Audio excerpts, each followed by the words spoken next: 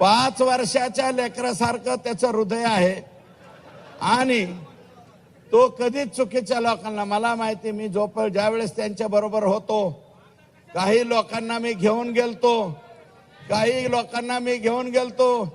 1-2 लोकांना घेऊन गेलतो, म्हणले यांच्या बाबतीत फोन करा.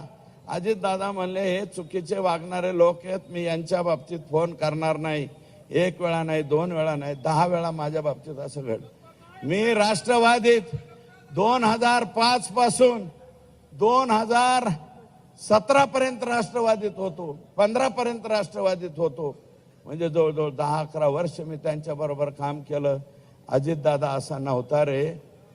अजित दादा तुझ्या पाया पडतो, तुझं काय अडकलं रे ह्यांच्यापाशी, काय अडकलंय? हे जाऊ दे ना का बाहेर, हे जाऊ दे. अरे बाबा, हे सातपुडा सरकारी बंगल्यावर जर बैठका घेत असतील आणि ही बैठक जर चुकीची निघाली, मी चॅलेंज देतो, राजकारण सोडून देईल बर का. आता माझ्याकडे 300 गायीचा गोठा आहे, 1000 गायाचा गोठा करीन आणि 200-300 मसाड सुद्धा आणीन, मुरा मेसाना बर का. मसाड आणून मसाड धुत बसील बर का. मी राजकारणात राहणार नाही.